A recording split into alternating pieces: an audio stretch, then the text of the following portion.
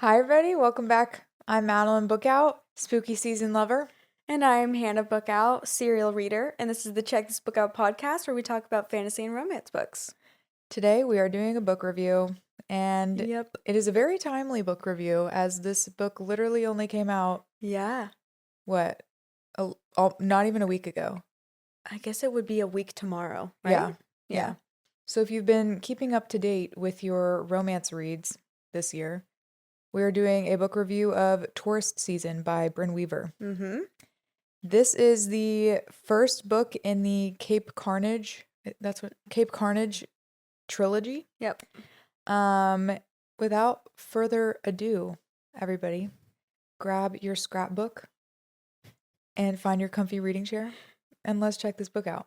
That was a great one. Thank you. I thought of that on the spot. That's why it's because my brain was cooking. Yeah, it was cooking. It was cooking that. It needed a second. That was good though. Okay, so in similar fashion to our normal book review episodes, we cover world building / setting. Mm-hmm. We cover plot. We cover characters. And I want to get your thoughts on if we should add another section or area. For what? Writing style. Or just writing in general. Quality? Yeah, writing quality, writing style. Okay, yeah. I feel like that's something that we've been missing. I Yeah. think about that sometimes. We'll briefly mention it, but we never really focus on it too much. That's a good point, yeah. Yeah. I'm down. Okay. Well, let's start with that then. Let's kick it off. Actually, first, we must do our ratings. Yeah. Okay. I think I'm ready. Uh, Do you not know yet? Hannah's hot off the audiobook for this episode. I think I know. I don't know if people are going to be like, bruh. Okay. Let's do it then. Okay. 3, 2, 1, 2.5. 3.75. Oh, wow. 2.5. This was very much just like mid-range. Really? Yeah, this was like perfectly mid. Okay. 2.5 sounds bad, but I really just mean that we are right in the middle. Okay. I mean, that's quite literally right in the middle. Yeah. So. I could give it a 3. I would give it a 3 on Goodreads. Okay. I'm processing that. Sorry. In my head, I was thinking to myself, I'm being generous. Mm-hmm. You know? It's going to be a 3 on Goodreads. It's not going to be a 4. Yeah, but that's really rounded down, isn't it? Yeah. I guess I'd give it a 3.5 on Fable and a 3 on Goodreads. Okay. Okay. Anyways.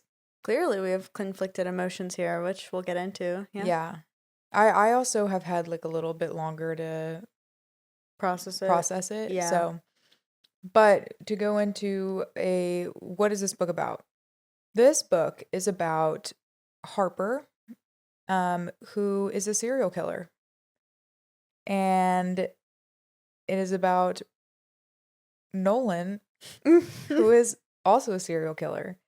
And this town called Cape Carnage, which is a kind of cringy tourist trap of a town, that basically has a murderous history. A serial killer once took up there and then disappeared, and it's very mysterious, but the town has really leaned into that and become this cringy tourist trap. I don't have a better word for it. Well, it's cringy tourist trap because of the shipwreck that was called the CC Carnage or whatever. Yes, that's why it's called that, right? But then it's more of its reputation is into around a carnage. Yeah.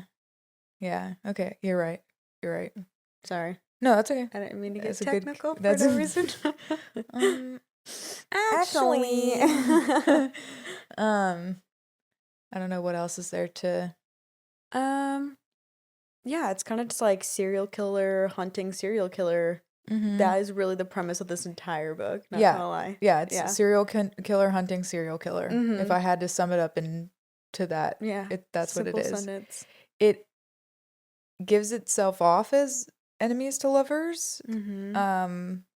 And you're never going to believe this. In the book blurb, guess what it says this is? It says this is a slow burn romance. Can you believe Shut that? up. I know, when I saw that, I was like, we're definitely talking about that. But Oh gosh. Back anyways. to trope branding. It's heinous. Yeah. Anyways. What other like high level things do we need to say? Oh, it's not an interconnected standalone. Yeah, And I fooled me. certainly thought that it was. Yeah, I thought we were getting like a Butcher and Blackbird, Yeah. Ruinous Love trilogy kind of thing. Same. Where they could be read on their own. They stand on their own. Yeah, I gave you a warning, but I was like, what? Excuse me? Yeah. I reached the end and I was like, what? So let's dive in. Let's dive in. Starting with setting.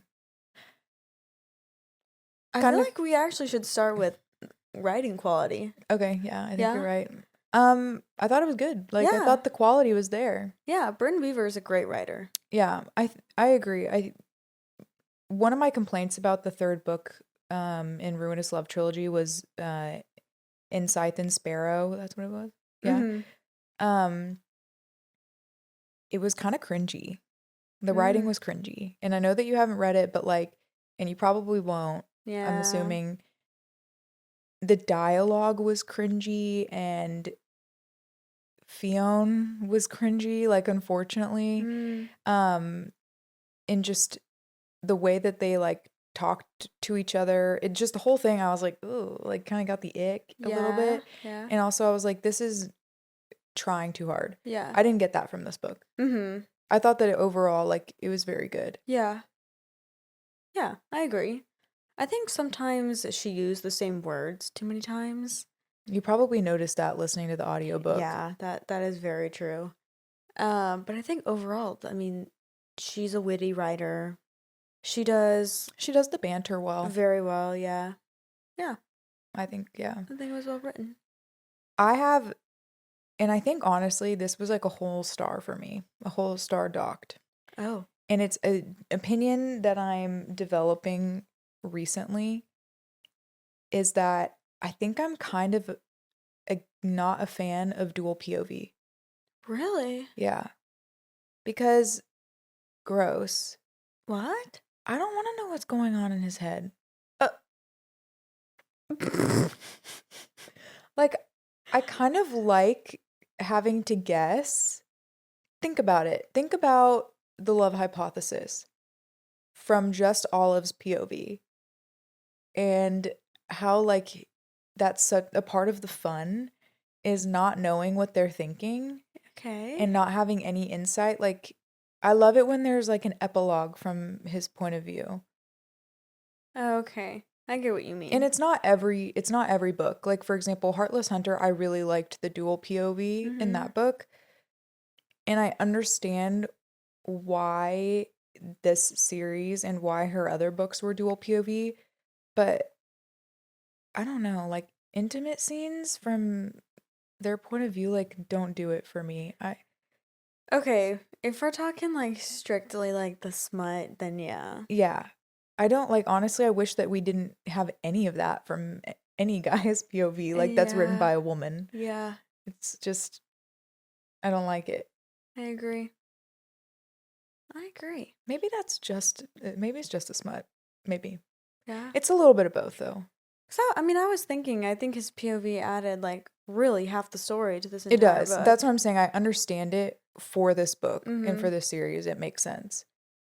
But it really was difficult for you to read that you docked a whole star? I just was thinking about how there were some things where I was like, I kind of wish no. Okay.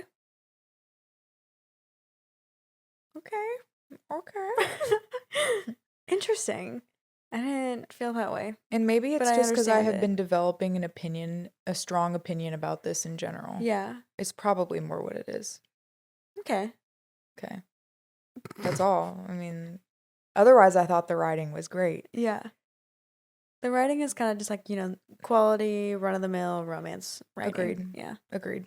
It wasn't cringy, unless well, since we're speaking about the intimate scenes, I do think those were cringy as They hell. were really cringy. I know what she was trying to accomplish, and I read Butcher and Blackbird, and I thought that was done well, but this, it happened so many times, and it was just cringy. Yeah. I'm sorry.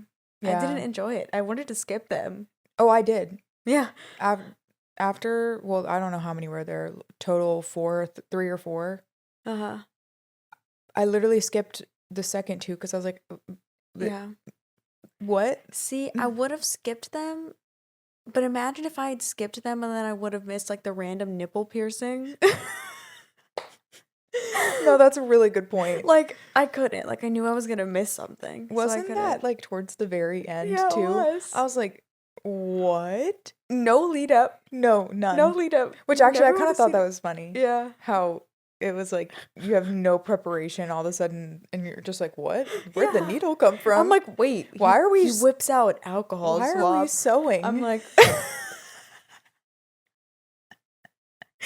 why are we sewing? Why are we sewing? Are we making a quilt? Yeah.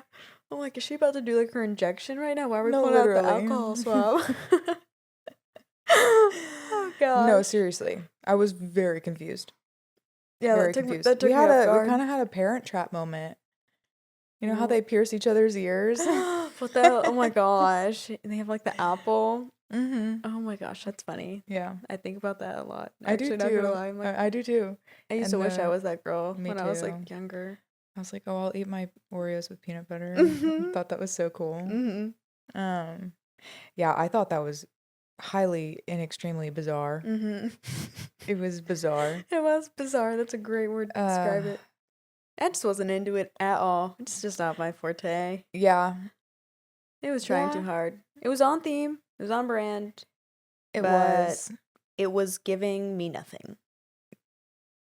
I don't think it really added like almost any value. Yeah, I agree. You know? Yeah.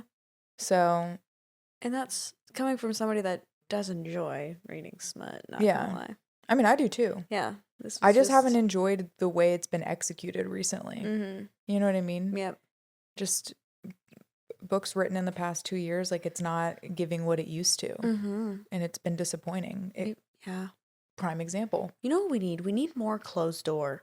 Yeah. Like, do closed door and then at the end give us like one full scene or something. Mm-hmm. You know what I mean? I don't More need build up. I don't need like more than one, especially in a short book. This book was like what, maybe 400 pages, maybe. This was a short book, yeah. Yeah.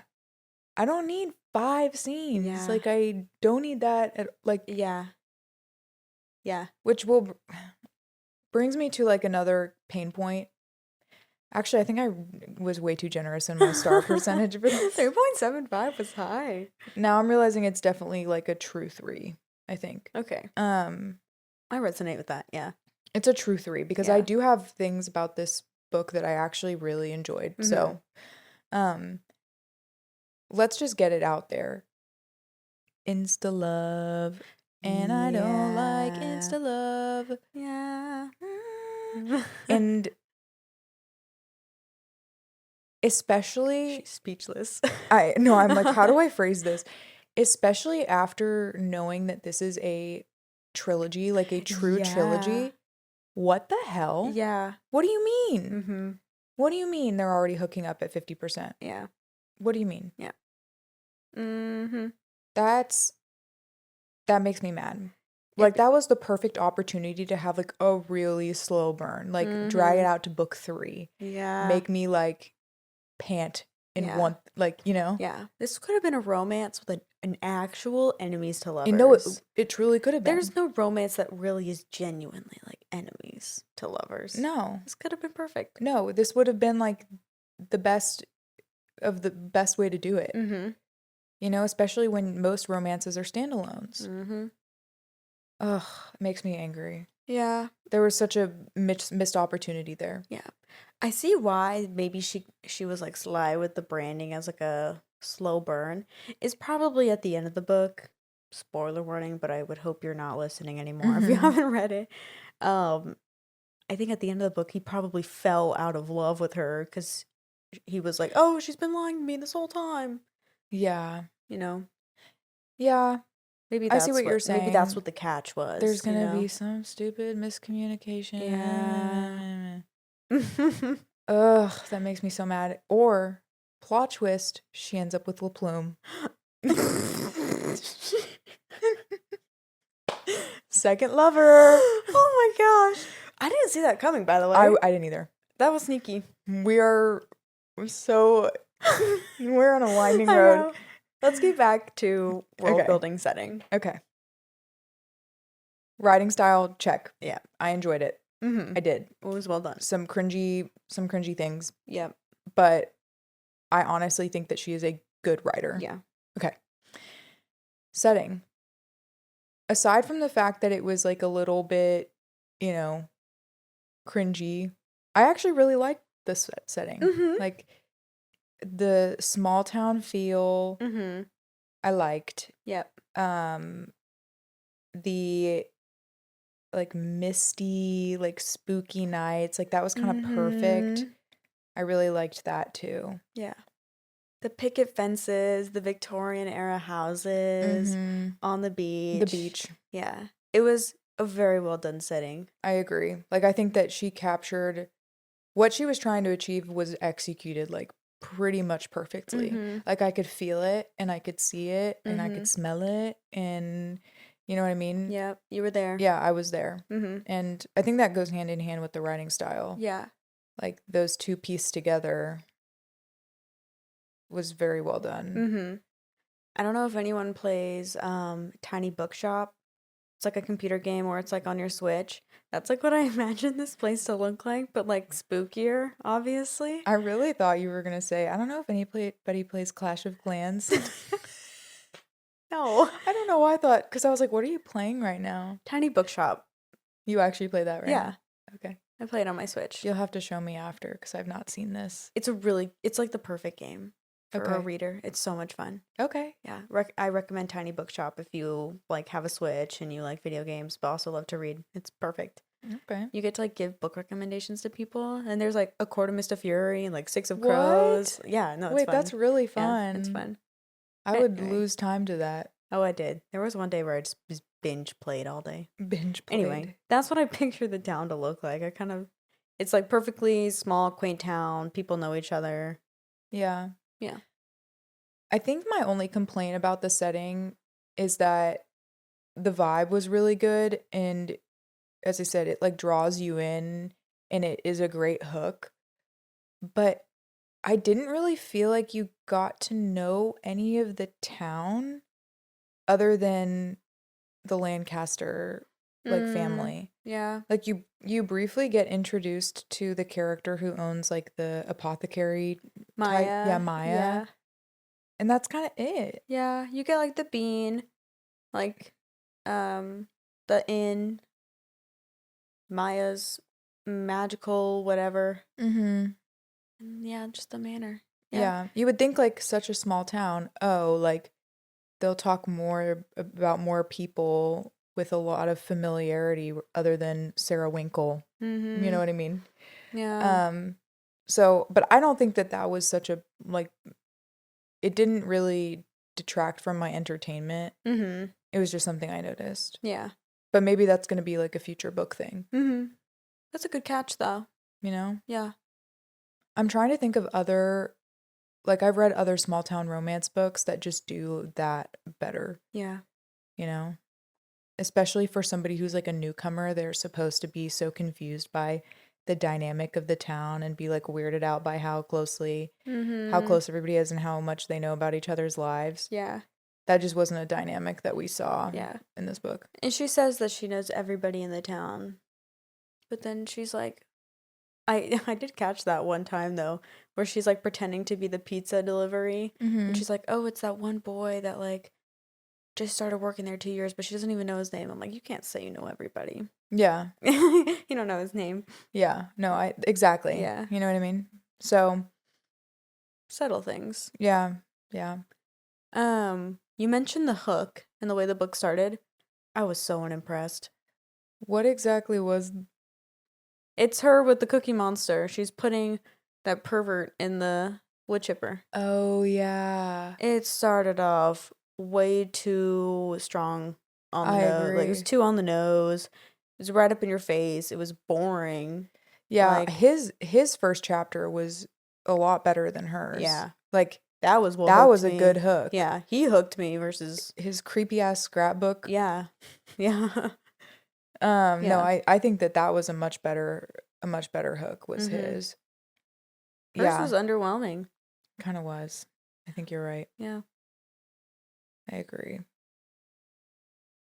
Yeah, that's one of the weak points in my, percentage of a star docked right there. Yeah, I did. Another thing that and maybe, as I said, maybe this is just because I was so in my head thinking it was a standalone and what my expectations were from like a plot standpoint, but I didn't feel like we got, they say, oh, like this Cape Carnage festival every year, like is such a big event. And like they did have the soapbox car race. But otherwise I didn't really feel immersed in like the events. Yeah. Right? And I don't know if that's something that's going to be like sorted out in the next couple of books, but as I said, I just would have thought, Yeah. right? Yeah. That would have been a focus. I frankly, when we started talking about like the soapbox racer and like she's fixing up this thing, I kind of was like dreading it a little bit. I was like, please don't take me through this stupid little game in this town. Like, just take me through the plot. Like, I just want to know the murder mystery stuff. I Yeah. don't want to hear about you racing and going to a festival unless it would have been interesting. But we just did like this one little race and like that was it. Like, yeah. yeah. It was underwhelming. How did Maya not realize that she was holding Jack's head?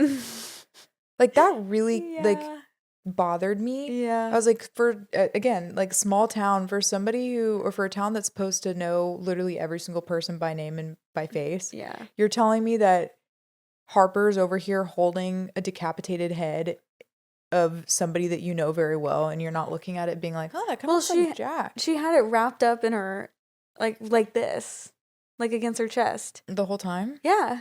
Oh, I thought that she was not holding it, that she was just holding it when Maya walked out. Yeah, but remember Maya was like distracted on like her phone or something. Yeah. She like okay. barely That's looked fair. up. Yeah. That's fair. Yeah. Can I say something super side note about Maya?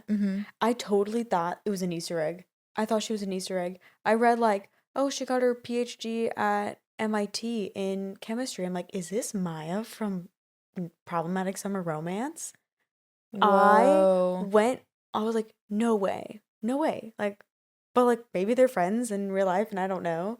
So I like went to like search problematic summer romance.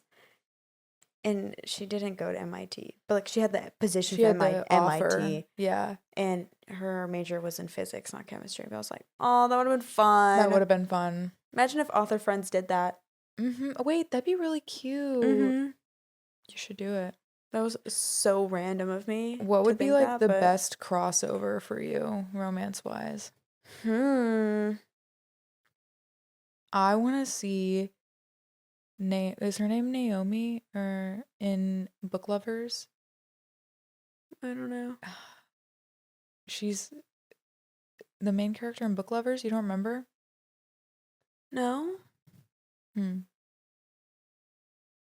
It's definitely not Naomi. I'm pretty sure it is. I'm gonna look it up. I need to know. You can just look.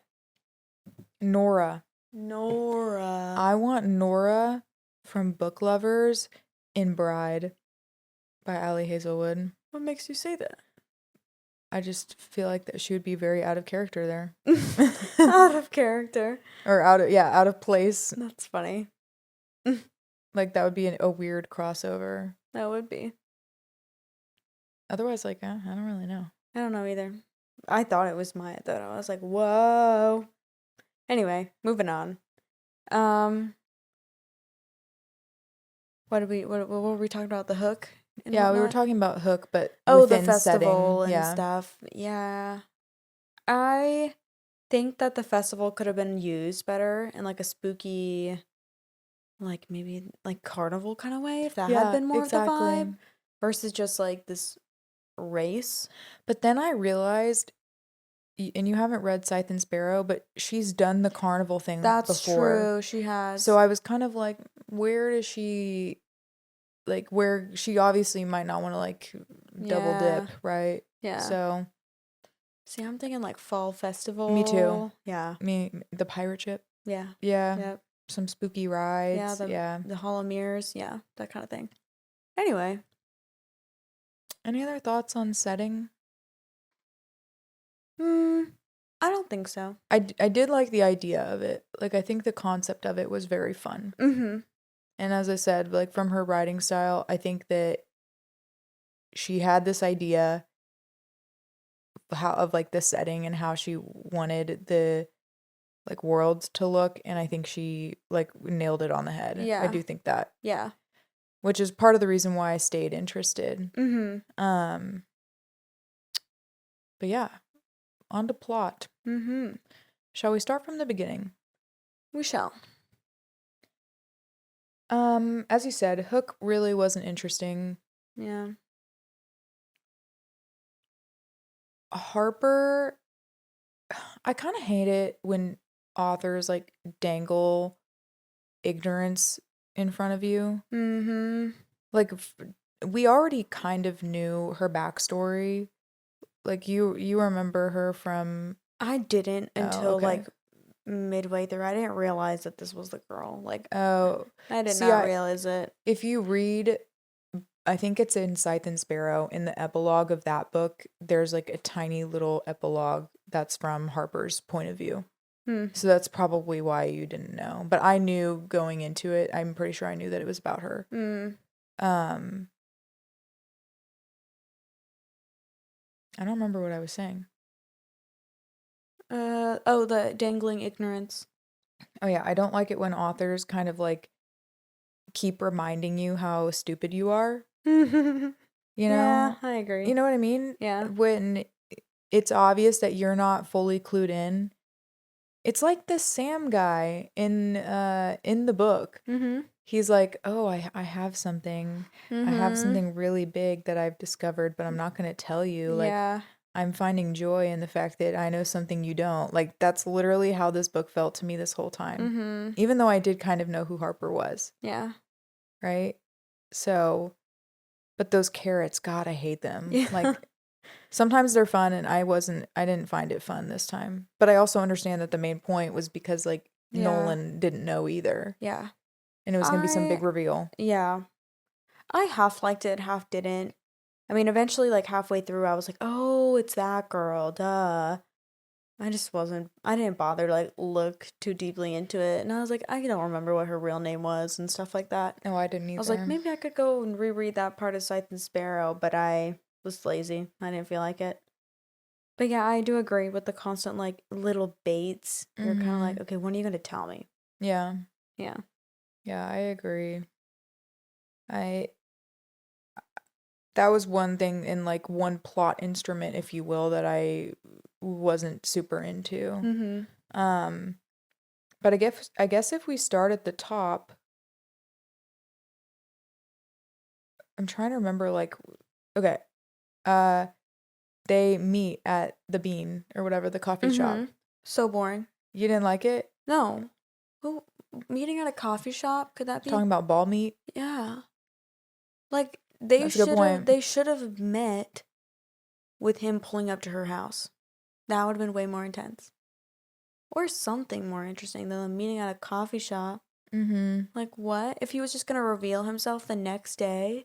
That's the thing that I couldn't get over. Yeah. Is that he literally, like, I was like, oh, string this along. Like, continue to, like, be creepy and stuff.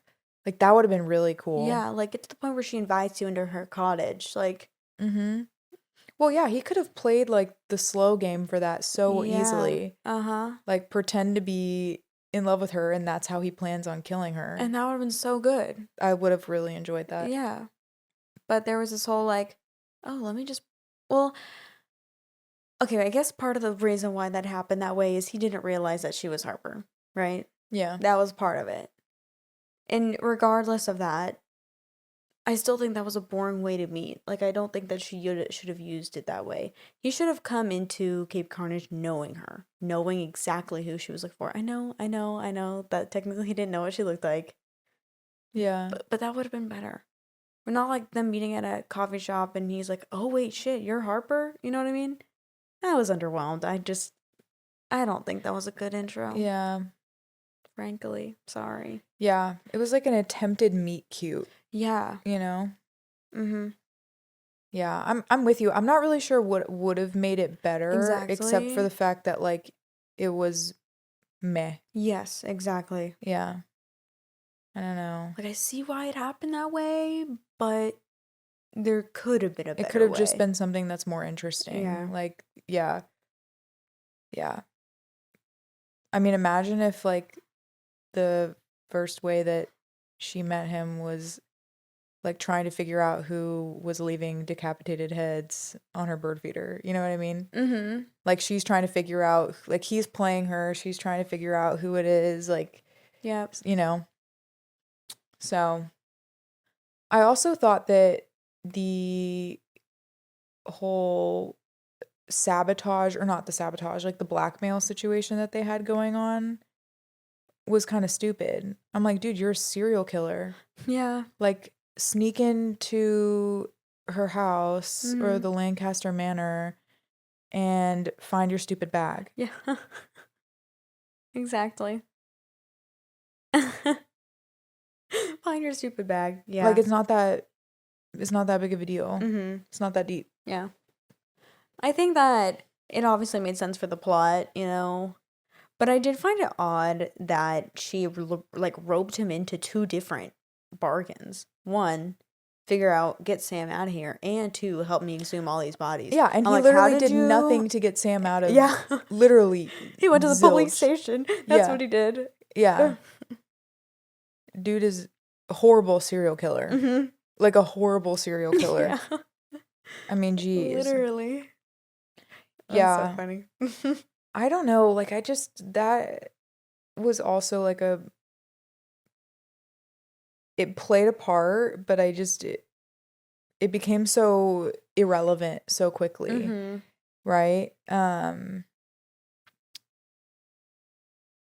There's like, okay, I will say the thing I liked most about the plot in this book, especially because now I know, like, when I was reading it, I was thinking, wow, I really like how she's introduced this whole plot element with Sam Porter in the documentary. Mm-hmm. I was like, that's a really interesting layer, like, adds intricacy to the plot that's not just like, it adds some complexity that you don't normally get in a romance book. And I was like, I like that a lot. Like, that's really unique.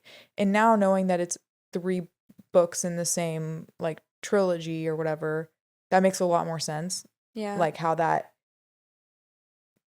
is going to, like, wrap itself up, right? And that it's going to be a continued plot line. But I did like that. That it was, like, you kind of have, like, the plume. Is that what it was? Plume. Mm-hmm. And then you have the sleuthseekers. And then you have the Nolan and Harper, like, romance plot line. And then you also have the Arthur plot line. Mm-hmm. Like, I didn't think it was too much. I was about to say, I felt like this book did so much and at the same time, nothing at all. Like, she started a lot of these different plot points and none of them were dived into enough. You know, like, next to nothing about Arthur. All you know is that his daughter died and that he became a serial killer after Plume. But you know nothing about, his what do you call it? His MO. You don't know anything about, like, how he escaped his family, like, without them finding out, like, where the rest of his family is. Yeah. Like, you don't realize those things, like, where he would hide his bodies. Like, you don't, well, okay, that you figure out. You just, like, don't really know anything about Arthur's, like, serial killer past. That kind of goes into, like, characters for me. I think that's probably one of the weakest points of this book is character development. Yeah. But I guess that isn't, like, going into plot a little bit as well. And I was gonna say for Sam, I mean, he dies. You know, like, Yeah. and then Vinny randomly shows up and you don't even know him at all.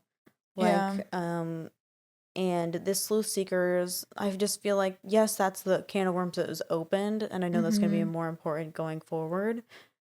But like, Sam was just kind of like thrown in every now and then, and I do think that that was the most interesting part, like most interesting, like dark cloud hanging over their head. It was like more.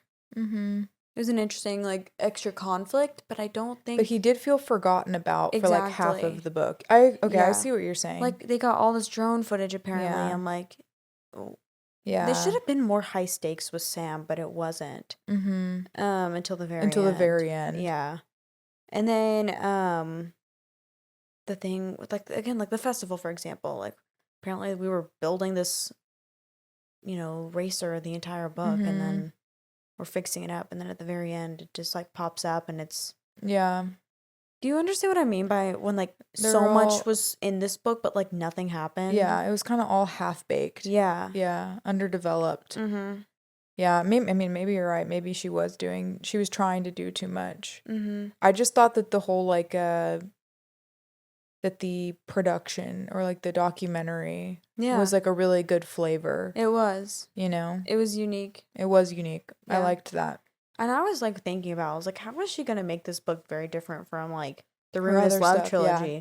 I'm like, you can only write so many serial killer romances. Exactly. And it's like serial killer hunting serial killer, that's interesting. But then the added element of like a documentary being filmed about it, that was interesting. Yeah. And I know that they're not supposed to be like realistic books. But one thing that like always crosses my mind is like, how are these fools not getting caught? I know. You know what I mean? Exactly. I'm like, you guys aren't that good at your job. Literally. Like, you're literally putting bodies in a wood chipper and nobody's ever noticed. Yeah. That's foul. Yeah. That's got a reek. Especially when it got clogged. Yeah. Why is nobody smelling that? Did she never throw away that body part in the foil? No, I thought about that yesterday. I'm literally just remembering. It didn't tell us that she did. Yeah. Where is it? Plot hole. I thought that she was going to give it to like a dog.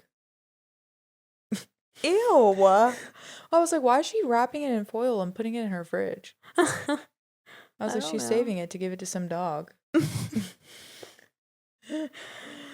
Oh my gosh, that's disgusting. I know, but I was like, where is that going? I didn't know. But yeah. Yeah. No, I agree with you. I think that they're, in hindsight and like discussing it now, I think that definitely was doing too much.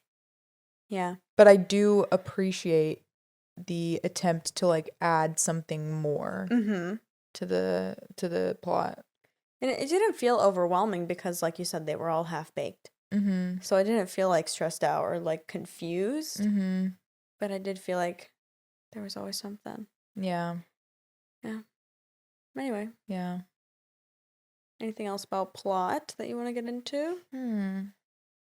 I was gonna get into like the exhuming the bodies.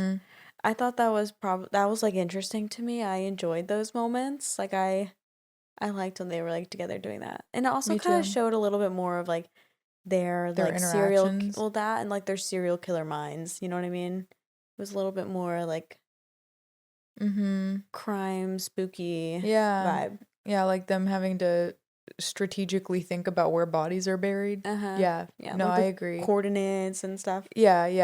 I kind of liked that too. I wish there had been more of that. It was like, oh, we're going to go exhume a body every single night for the next 16 days. We literally witnessed like 3 of those nights, if even. I'm super curious to see how that plays out in the next book because obviously it's like unresolved as of now. Yep. I thought that I had kind of a conspiracy theory that Sam was the one who bought the land, but I don't think that was related. Yeah. Yeah, everything else I want to say is kind of about characters. Same. Which I think will like pull in plot pieces, but literally Nolan and Harper don't know each other at all. Yeah. Like, quite literally. What do you mean that you're falling for her? Mm-hmm. Yeah. Like, you have a crinkle at most. Yeah. Like, I get that you're attracted to her and that you want to be, like, her protector. But, like, are you really in love? No. Yeah. I don't, like, I just, like, you have that one, I thought there was one, like, funny, like, moment where I thought you get to see their personalities, like, really shine through. Was when he makes her hot chocolate and she gives him mushrooms. Yeah. Like, that was hysterical. Like, I thought Yeah. that was really funny. The way that it turned out was wild. Yeah. Like, really, really crazy. Yeah. But I was like, that's funny. Yeah. It and was. then him, like, tripping, like, that was funny. That was funny. I enjoyed it. That and was like good. You got to see their personalities and, like, the way that they interact with each other. But everything else, like, was just so underwhelming. And I was like, what do they know about each other? Mm-hmm. And you can easily be fooled and, like, not and think that they do know each other because we know them from their separate POVs. That's part of my problem. Yeah, is that we feel like we know them, but I don't think they know each other. They don't know each other at all. Like, yeah. Does he know, like, no? Does he know what she likes to eat for breakfast? Like, other than watching her through her window really creepily, not being able to use her mocha pot. Like, Yeah. I don't know. Mm-hmm. And then they had that dinner date where they failed to learn anything about each other. Yeah. I was honestly baffled by that. Mm-hmm. When he started to say I'm falling for this girl, I was like, what do you mean? Yeah. See, like, it could fool anybody just because you feel like you know them each individually, but they don't know each other. Yeah. She knows nothing about Billy or his family. Yeah. Or, like, does she even know he's from Tennessee? I have no idea. Yeah. She knows that he has a southern accent. Yeah. Like, mm-hmm. And he just definitely doesn't know anything about her past. Yeah. That's for sure. Yeah, and it's not even really about, like, their pasts. All he knows about her is that she likes to garden and kill people. Mm-hmm. Yep.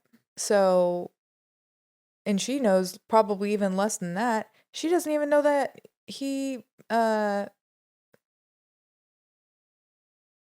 was about to say that he likes to bird watch, but that was fake.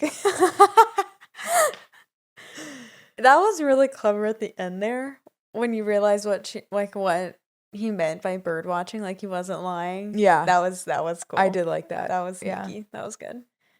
But I don't know. I mean, and then I think about what I know about them too, and it's like really all I know is their backstories. Like, I don't know them as people. Yeah, exactly. Like, obviously Harper has had some kind of, like, isolation and depression. Like, her best friend is an old ass man with dementia. That is another plot point that I was like, this is too much. Yeah. I don't know.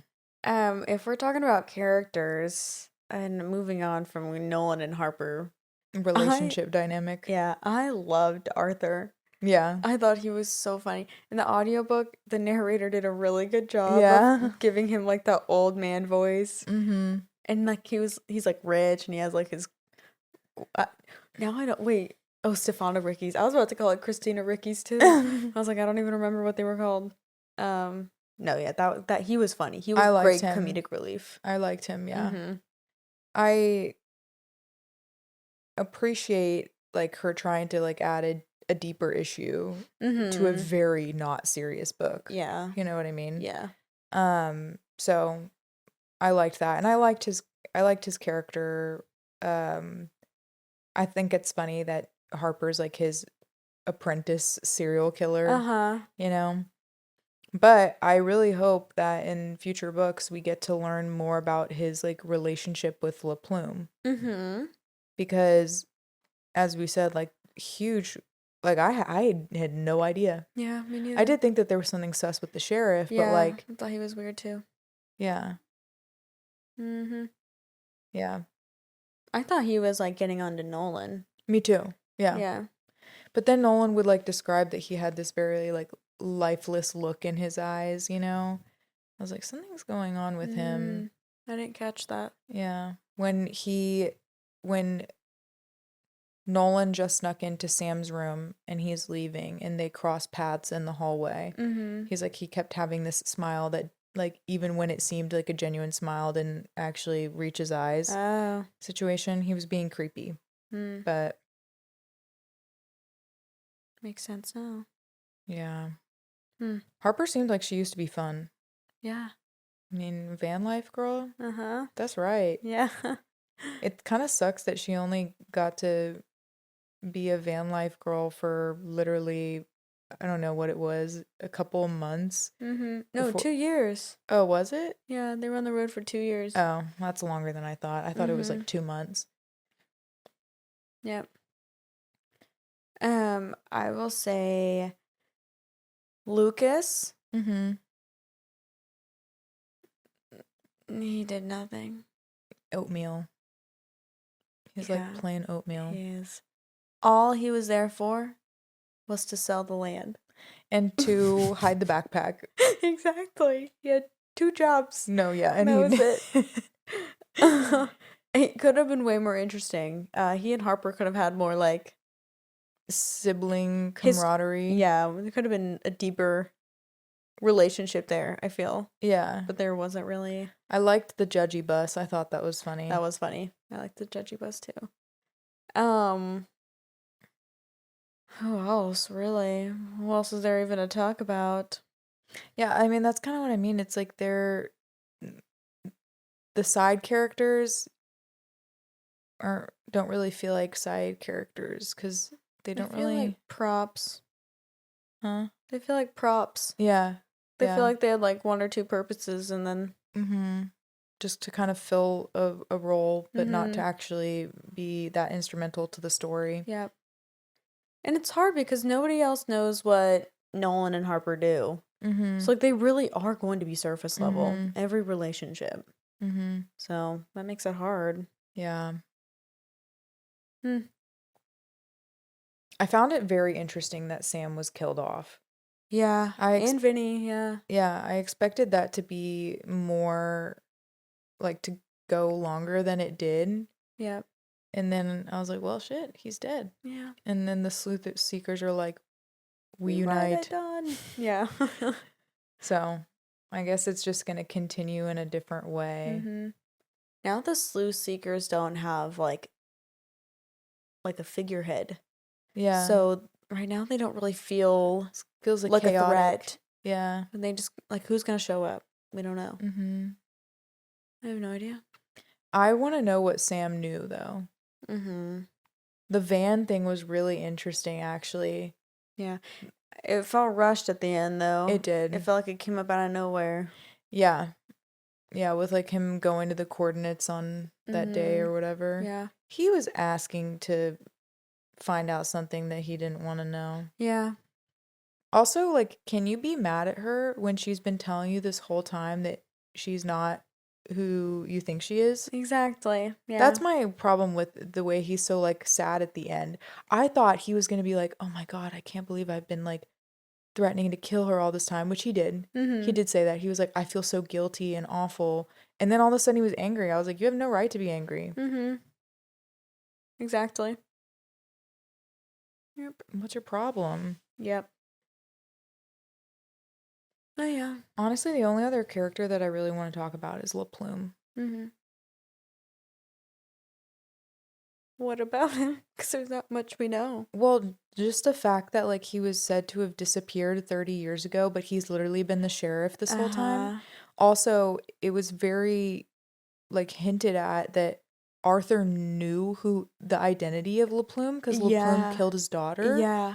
So I'm like, how does that add up that he's been the sheriff and Arthur, like, knows who he is and knows that he's still in the town? Like, I'm very curious about that. I won't lie. And the fact that Arthur became a serial killer because of his daughter, right? And the sheriff knows these people have been disappearing every year.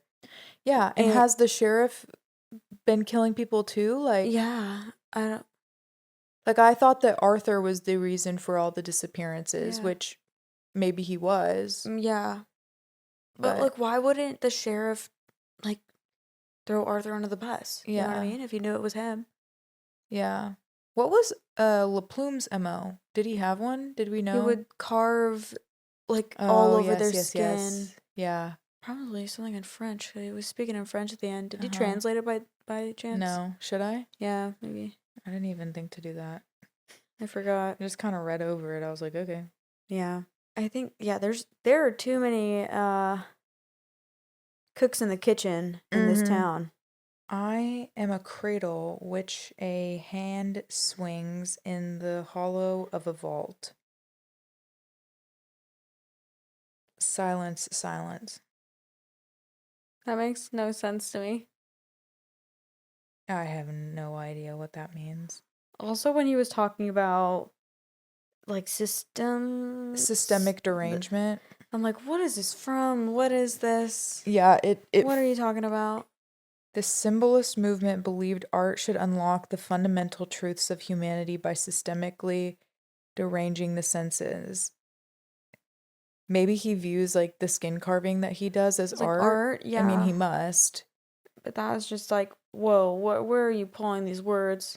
Yeah. Like, Huh? Is huh? her? I kind of think that if I do read the next books, that's the thing I'm looking forward to most. Yeah. Like, hands down. Like, he Yeah. just seems like an interesting character. Mhm. He seems like a real serial killer. Yeah, exactly. Yeah. Like, I would love it if one of Brynne Weaver's characters was, like, actually morally black. You know? Because all of her serial killers have good intentions. Yeah. You know? They murder other bad people. Yeah. Yeah. So I'm like, no, I want Plume to find love. Oh my gosh. Wouldn't that be a good story? That would be. It's Irene. Yeah, that's what I was about to say. It's Irene. It's actually gonna be Arthur. Arthur and Plume find love. Yeah. Arthur is the one who convinced the love of his life, Plume, to stop killing people all these years ago. Oh my gosh. But I think that's the most intriguing plot point at this juncture. Yeah, I agree. The I kinda sleuthseekers, I'm feel- like, eh. Yeah, I kind of feel like Nolan and Harper are kind of like side pieces now. They're gonna, Yeah. like LaPlume is taking the show. It would be fun if they kind of like teamed up on like a murder mystery thing. Mm-hmm. But I mean, I don't know. I'm super curious. Did you notice that he called Harper and Arthur his toys? No. Did you notice that? No. I actually really liked that That's line. creepy. It is creepy. I liked it. Ooh, that kind of like give me chills. Mm-hmm.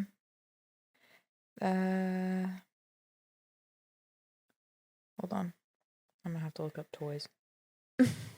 And this is like kind of bringing something to the forefront of my mind is that like this book isn't scary, which I feel like the first book, Butcher and Blackbird, kind of had that scary. It was like, especially the Harvey Mead part. Yeah, Like that was that's creepy. Yeah, this book didn't have There was any no of that. cannibalism in this book. Are you kidding me?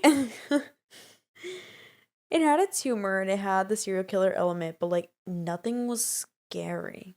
Yeah. Which I wish there had been more of that. And I guess Yeah. now we are getting it with LaPlume. Yeah, Because that just like he's gonna be freaked creepy. me out. Yeah, so he says, I raise Vinny's hand, tilting the tip of the knife so it faces me. His eyes dart between mine and the polished blade, and I bring it closer to my body. He says, "What are you doing?" And then he goes, "Taking care of my toys." So he's about to kill Vinny, and he says that, like, at least that's how I interpreted it. Yeah, like he's killing them for their behalf so Yeah. they don't get caught. And then he also says something about,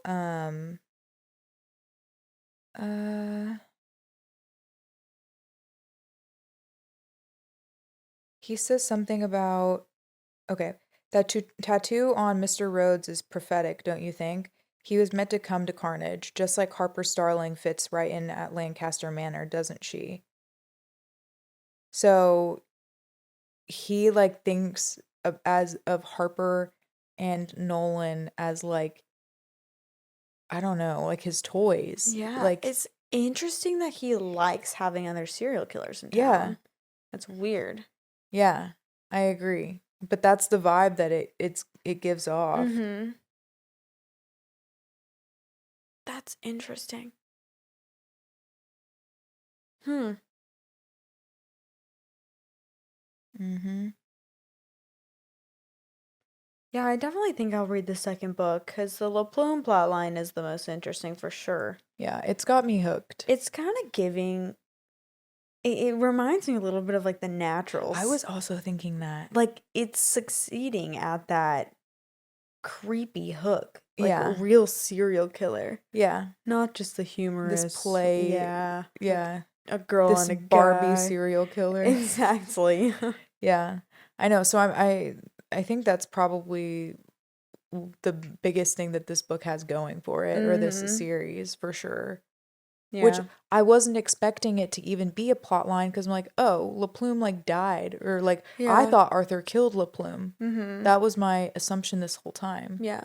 And now I'm wondering, does Harper know the whole time who Who La Plume's LaPlume is. identity? Yeah. Mhm. Yeah. You would think so. Yeah. I feel like there's still a lot of things that Harper is holding back. Yeah. And Arthur again, like you barely know about Arthur's past. Mm-hmm. Yeah. Yeah, Arthur like randomly killing somebody at the end too. Yeah. I don't know. I was expecting Nolan and Harper to be killing more people. Really? Mm-hmm. Yeah, because that was kind of the whole point of Well, that was like a butcher and blackbird and type of thing, I feel. yeah, like they had their little serial killer game. Mm-hmm. Like they weren't practicing their craft. Yeah. You know?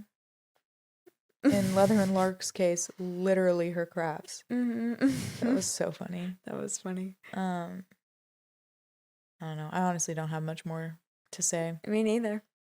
I think that all in all, this book did the humor well, the writing well, the setting well. I think the stakes they feel low. They do feel low.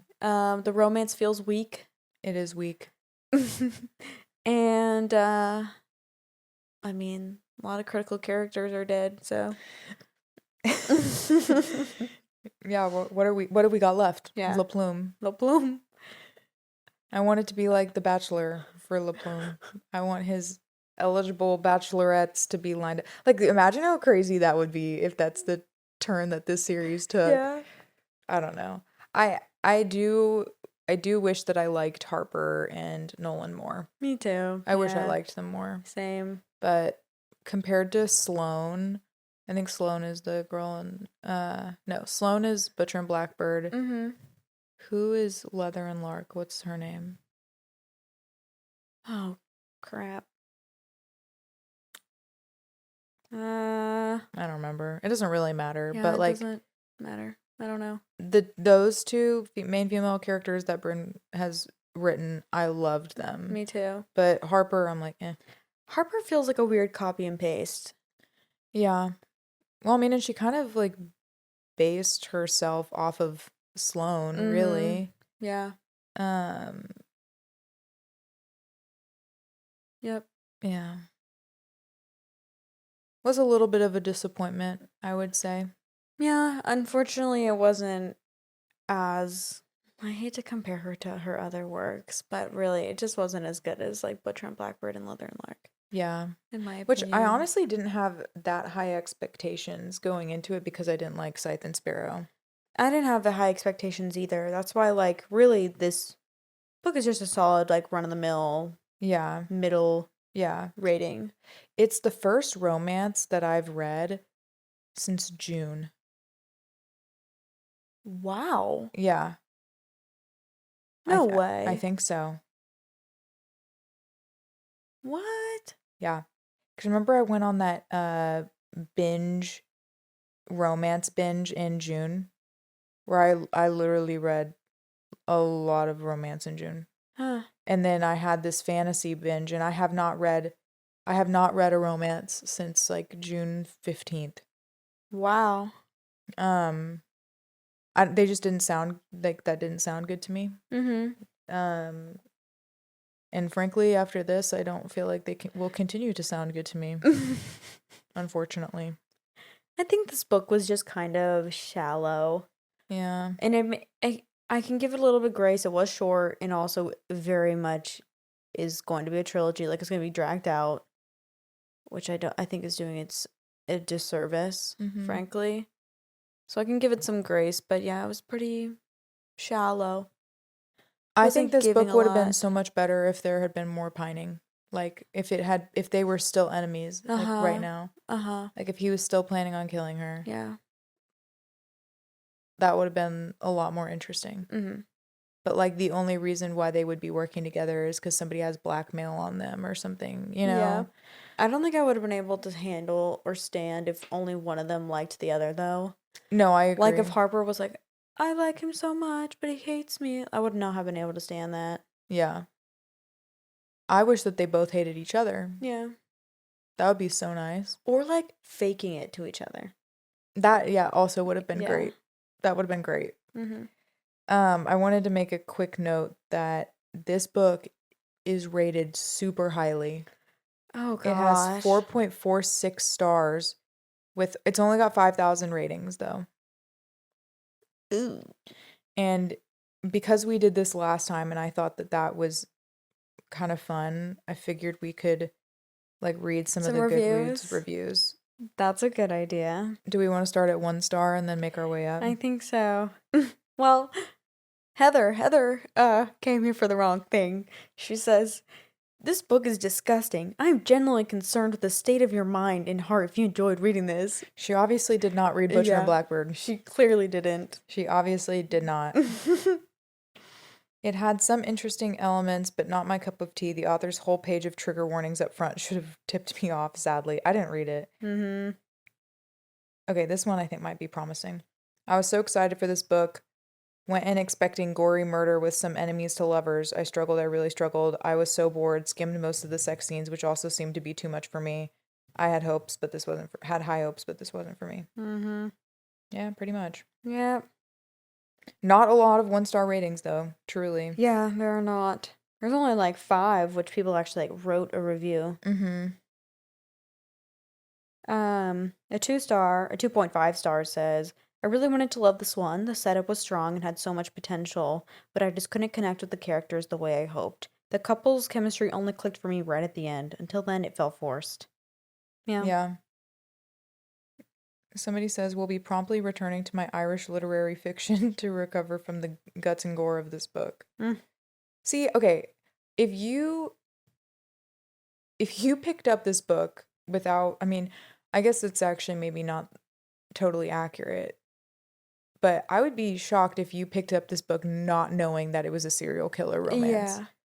Like, you had to have found out about this book from somewhere. Yeah. Book Talk, or you read her other series. Like, you should have known that this was going to be gory and gross. Yeah, you should have looked at the cover even. Like, they're holding murder weapons. Yeah.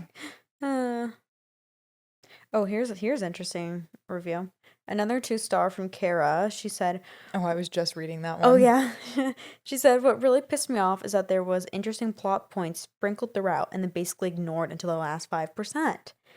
Even then, the main conflict of the entire book wasn't resolved. WTF, it doesn't need a sequel. You could have just gotten a better editor. Oh. Ooh, that's tough. That's tough. Yikes. It also says the cliffhanger was low-key stupid and the whole back and forth miscommunication of the main couple should have been resolved. I didn't think the cliffhanger was stupid. I didn't think so either. I thought that was the most interesting part. Yeah. Oh, wow. A lot of the 3 stars are arcs. Huh. Like, a lot. Oh, my gosh. My scrapbook has a special compartment for books that inspire pyromania, and this one just secured its place, plus 1 star for the audiobook. So she basically was giving it 2 stars and then gave it an extra star for the audiobook. The audiobook was really good. Yeah. I do enjoy it. I love Samantha, the narrator, the female main. Like, she did Butcher and Blackbird and Leather and Lark too. Okay. No. She didn't do Butcher and Blackbird, but she did Leather and Lark, and I You loved loved that yeah. audiobook. This one was great too. I liked the voice for Nolan too. Also, you never gave me your what was it like to read a book with a main character named Nolan? It was interesting. Was it weird because he's a murderer? At first it was kind of weird. I was like, oh, I don't think I'm gonna like it. But then at one point it didn't even bother me. Yeah, it felt too separate. Yeah. I was reading it on the couch last night and I was literally watching the Cowboys play and just had my phone like with the book open in front of me. Nolan's sitting next to me on the couch, like reading something, and I'm just disinterested at the piercing part, and he like looks over at my phone, he goes, oh my god. I was like, oh yeah. Yeah, it happens. I still can't get over the piercing part. That was so random. Like really out of nowhere. So out of nowhere. Yeah. I showed up expecting slow burn chaos, psychological games, and a dash of romance. What I got, insta love and a blood-soaked theme bark. Oh. I know someone did not write this in a comment. You know, one of those people that just like feel they need to write a novel in their review? Yeah. All the emojis. The person does like trigger warnings in the beginning, and then she does representation. Heterochromia.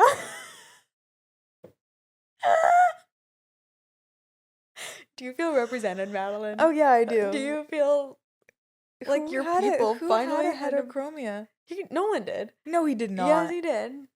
I didn't know that. Yeah. Did not clock that one. He had a wedge of brown in his eyes. Wow. His eyes probably look like yours. They should character cast me for Nolan. They wouldn't even need contacts. They wouldn't. That's really funny. Representation heterochromia is crazy. That's honestly so awesome. Funny. You should comment on that. Okay, let me find another. Let me go to 4-star. Okay. Mysterious, gruesome, and funny and sexy. I love the small town setting and the character dynamics. And what a cliffhanger. I can't wait for the next one. Okay, should I read a 5-star? Yeah. I'm scared. The majority of the readings on this book are 5 stars, so this is a little crazy. Everyone clearly was fooled that this was a standalone. Yeah, everyone is saying it. Really? Yeah. Okay, I'm glad I'm not the only one because it came so out of left field to me. Mm-hmm. Oh my gosh. Whoa. Okay, this person said, let me just say it. This is hands down one of the most creative, outrageous, twisty, gory, hilarious, and steamy books I've read all year. It's even better than the Ruinous Love trilogy, which I loved, especially Butcher and Blackbird. And if you're a fan of that story, trust me, you'll notice some familiar threads woven into this one. Parentheses, I won't spoil anything, but trust your gut and read that one first if you haven't read already. Honestly, anyone picking up the Seasons of Carnage probably has already inhaled the author's other brilliant books, right? That was a tangent she had there at the end. She gives a very long review, but oh my gosh, it being better than... Somebody said, I need a padded cell. That's their 5-star review. I'm dead. Oh my gosh, what? This is giving the sluttier, gorier version of Inheritance Games, and I'm so here for it. What? I loved Harper and Nolan, but Arthur stole the show from me, and I'm itching to get my hands on book 2. I kind of agree with the last sentence in the sense that Arthur was great. Sluttier, gorier version of Inheritance Games? Have you read that? I have. Wait, you have? I read the first book and the second book, and that's it, and then I DNF'd the series. But how in the world are you saying that? Is it just because they're at like a rich manor? I don't understand that at all. Go into the comments and ask for clarification. Hi, can you elaborate on that? Please expand on this thesis. What do you mean by this, Lauren? Hi, Lauren. Actually, people would like to know. Tour season is like if Dexter Morgan and Wednesday Addams had a love child who decided to become a landscaper in a town where the main tourist attraction is a suspiciously high body count. Okay, well, a lot of people love this book, which I'm not surprised. We're back again with another review that is controversial. but Yeah. I didn't hate it, but I didn't love it. This is our very lukewarm yeah, review. which is frankly. okay. Yeah, I I feel like feel. we've just had so many misses recently. Yeah, Kind of sucks. it does. I need to stop reading new releases. Is apparently. I know. Last good book review we had was probably Morning Star, right? Yeah. Or Blood Over Brighthaven. Yeah. That's still not like a new release. That's what I'm saying. We need to stick with the past. Mm-hmm. The These present new is releases tragic. are disappointing They're us. they're not hitting. Yeah, but they're not. You know what new release is gonna hit? Come November 17th or whatever. Mate? Okay, I was gonna bring that up at the end of this episode, but no, I meant The Strength of the Few.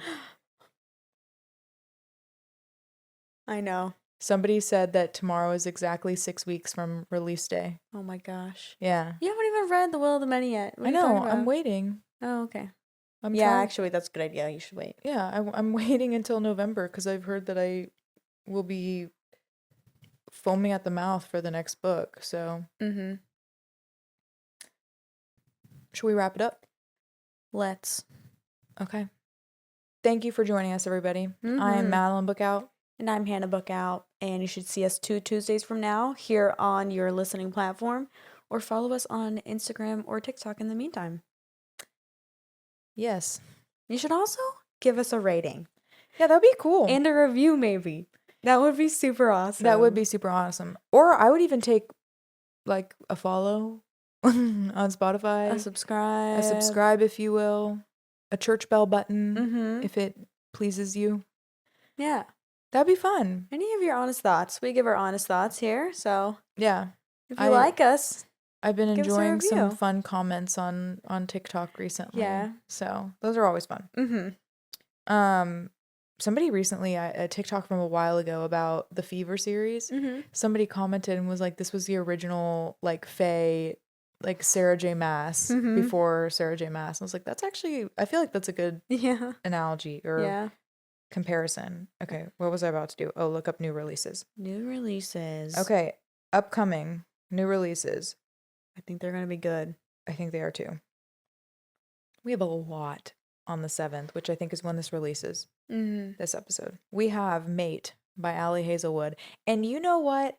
I'm looking forward to it. I am too. It might be one of my most anticipated reads of the next 3 months. Yeah. I'm not going to lie. I need to reread Bride, don't I? I think I do too.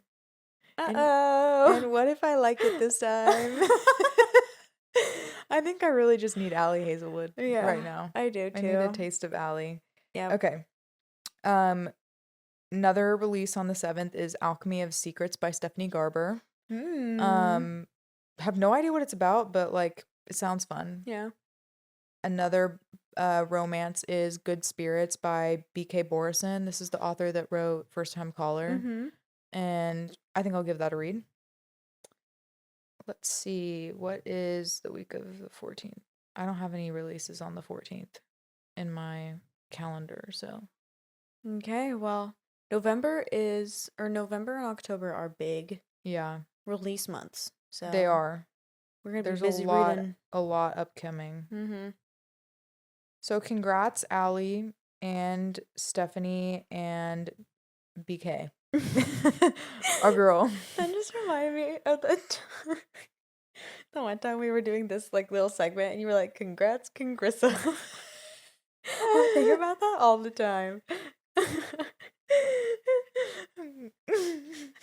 Congrats, Congrissa. Congrats, Congrissa. Oh no. Oh dear. Oh gosh. Anyways, we'll see you next time. Thanks for joining us. Yep. Have a good rest of your week, everybody. Enjoy the spooky season. Enjoy it. See ya. Bye. Bye.